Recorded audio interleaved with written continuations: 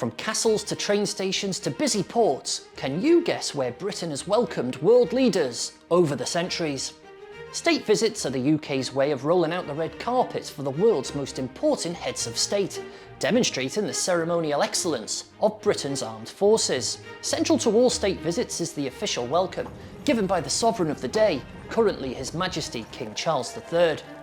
And while we're more used to seeing state ceremonial occasions like this in central London, or in the final years of Her late Majesty Queen Elizabeth's reign, more often than not in Windsor, there are in fact several locations around the UK where state visits have begun, and some of them might just surprise you.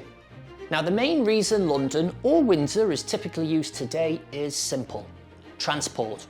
The official welcome, marked with a parade of guardsmen or the household cavalry, has to be carried out by the reigning monarch, and as quickly as possible after the visiting VIP arrives. With Heathrow Airport and RAF Northolt nearby, the Metropolitan Police can now get a visitor like Donald Trump pretty much anywhere in no time at all. But that hasn't always been the case, and that's why other locations have been used. For much of the 19th and early 20th centuries, railway stations played a major role as the setting for official welcomes.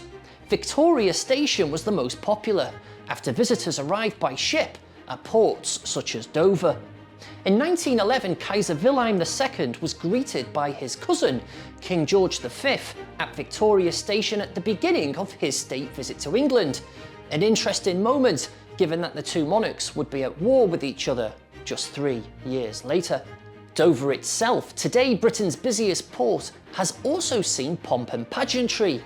The earliest recorded example dates back to 1179, when Louis VII of France landed at Dover to visit a shrine in Canterbury. He was greeted by the English King, Henry II, a direct ancestor of today's King Charles, though separated by 800 years. And 90 years before the Channel Tunnel was built, in 1903, Dover welcomed French President Émile Loubet, who was greeted with a naval fanfare. The excitement of a state visit hasn't been confined to England.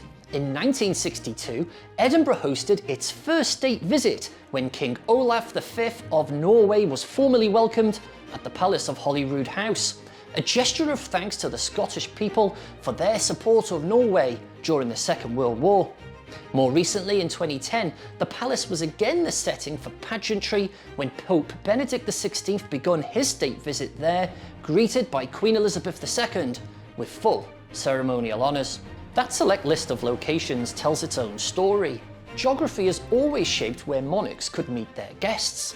Dover when the sea was the highway, Victoria Stations when the railways reigned, Windsor in the twilight of Elizabeth II's reign, and Holyrood House to honour Scotland's role in the Union. Today it's mostly London or Windsor, with their proximity to airports, the seat of monarchy and government that provides the stage. Wherever they are held though, these welcomes are designed to do the same thing: blend history, diplomacy and pageantry, protecting Britain's image to the watching world. Thanks for watching. For more from BFBS Forces News, like and subscribe to our channel.